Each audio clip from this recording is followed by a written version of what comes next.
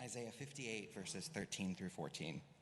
If you refrain from trampling the Sabbath and doing business on the holy day, if you call the Sabbath delightful, the day sacrificed to Yahweh honorable, if you honor it by not pursuing your own ways, seeking your own pleasure, or speaking your own words, then will you find your happiness in Yahweh, and I will lead you triumphant over the height of the lands.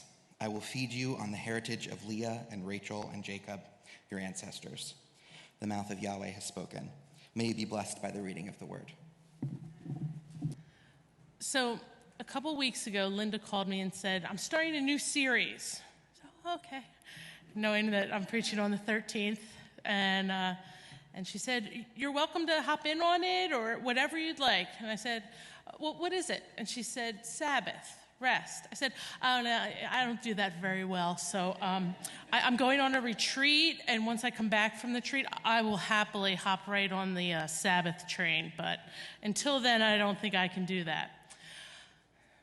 So a day or two went by, and then I listened to Linda's sermon last Sunday, and I guess we could say the Spirit moved within me and said, you got this Sabbath. You understand it. You just need to look at it a little differently. So that's what I'm sharing with you this morning. I look back in my life over the past year or so, and I see different times of Sabbath that have happened, and not in my traditional understanding of Sabbath. So I'm I'd like to take you on that ride this morning of reimagining Sabbath. I guess since I didn't respond soon enough to, yes, I'm in on Sabbath, my relationships or community R word didn't get up on the poster. I thought about coming back this week with a spray can and, relationships right up there, but I love Dave too much, so. So this morning, I want to propose a wider understanding of Sabbath. In our Judeo-Christian tradition, we often talk about Sabbath as a day or a period of rest. In the Jewish tradition, Sabbath is observed at sundown on Friday to sundown on Saturday.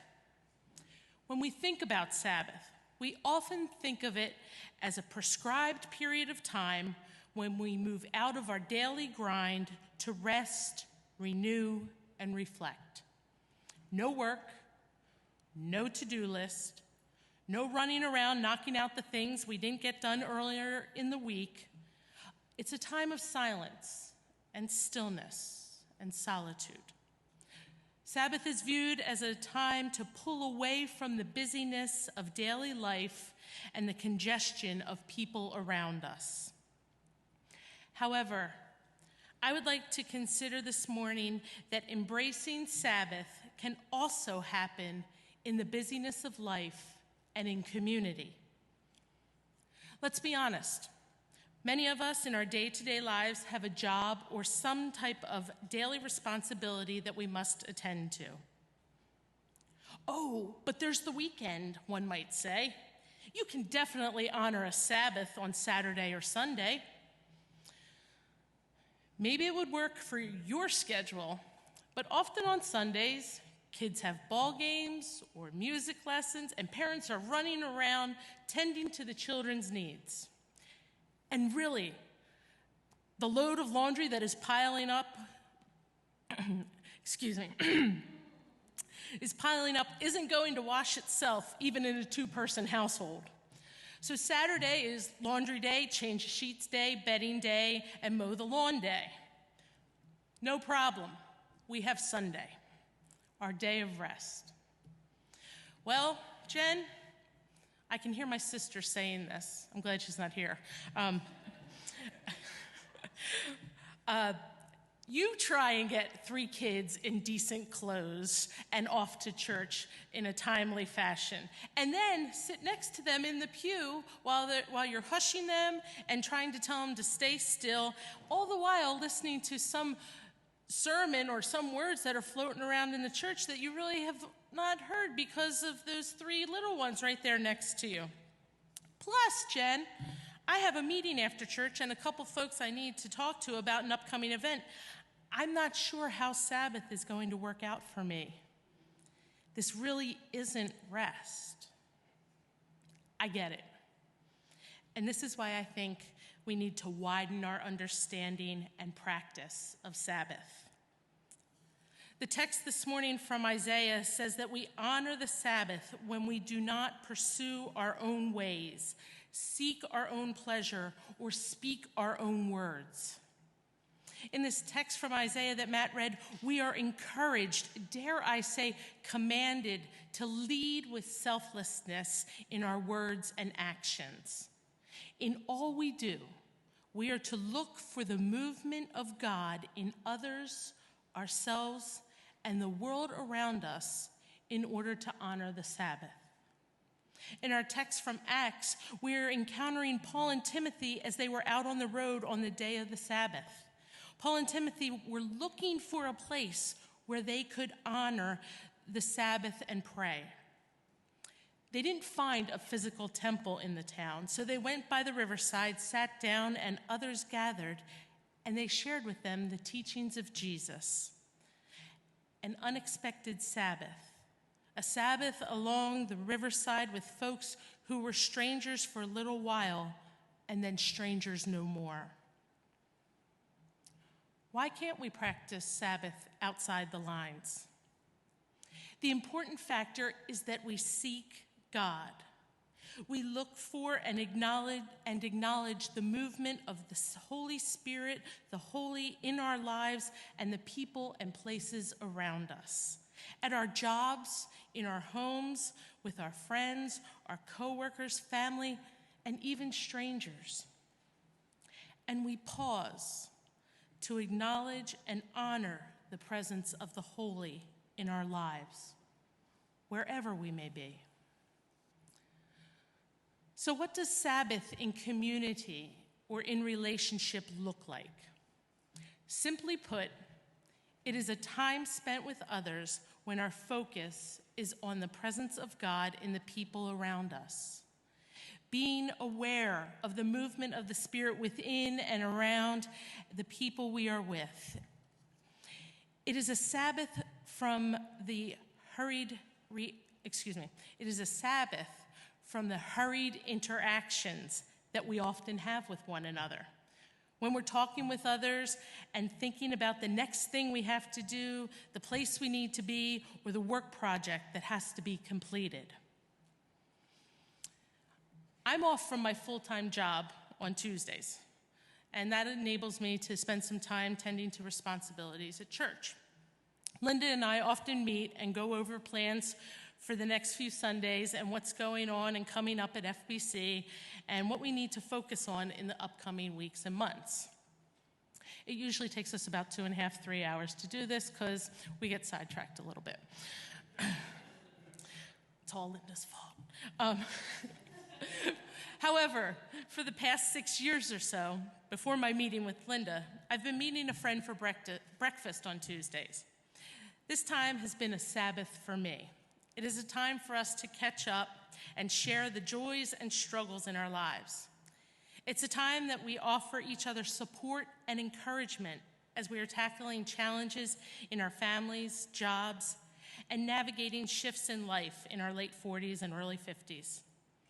For me, these Tuesday mornings are a Sabbath. It's a break from the hurried conversation, knowing that I need to be somewhere soon.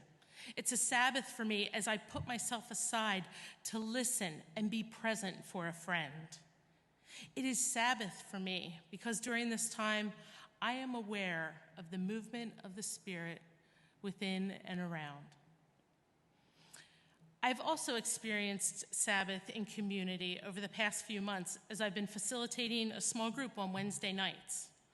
Our recent study revolved around deepening relationships, asking and answering questions that go beyond the surface, and in turn, genuinely listening to one another, hearing the need, joy, struggle, or uncertainty, putting oneself aside to be present for others, in the laughter and in the tears.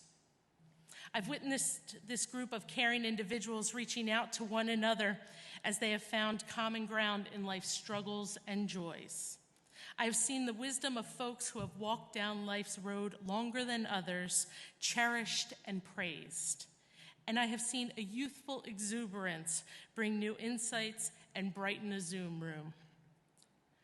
This is Sabbath, removing oneself from the busy demands of life to intentionally listen to others, honestly share oneself, and sometimes just quietly be there for one another. It's a Sabbath from being in a room and making sure your voice is heard. It's a Sabbath from feeling as though you have to present yourself in a certain way to be seen, respected, and taken seriously. It's a Sabbath from a wandering mind in the cacophony of life. It is Sabbath because, and I think others in the group would agree, that it is a time that we are fully aware of the Spirit of God moving in and around this gathering in life-changing ways. So I realize you might be sitting here wondering a couple of things. First, Sabbath with others in community sounds good, but where do I really start? Well, begin by intentionally widening your perspective of Sabbath as one day, just one day set apart. One day in quiet and solitude.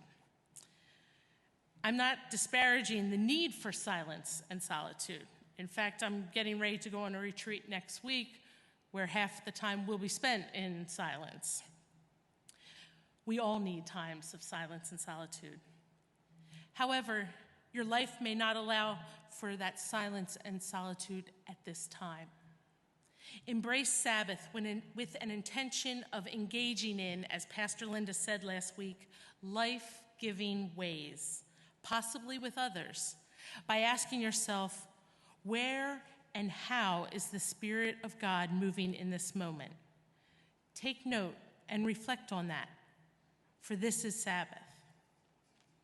Second, for Sabbath in community, how many people do I need?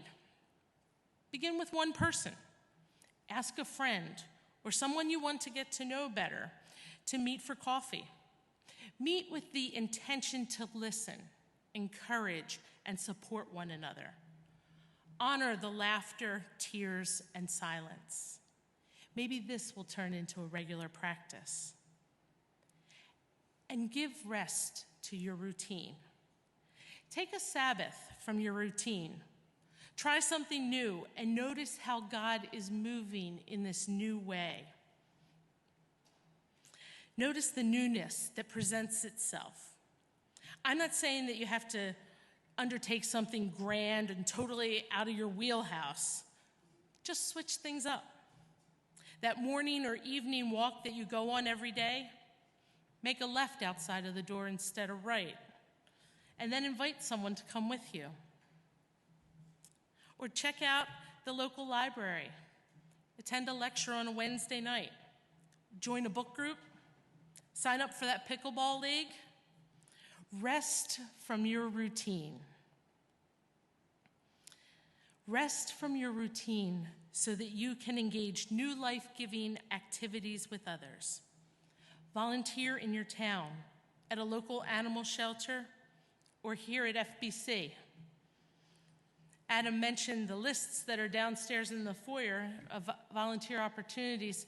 What a wonderful way to get to know people that you may never speak to, but you see every Sunday. My hope, as we have begun this Sabbath season here at First Baptist, is that you will consider embracing Sabbath in a new way, in a wider way, that you will embrace Sabbath with others in life-giving ways. And in doing so, you will see the holy moving in and around, and you will find rest and renewal. Amen.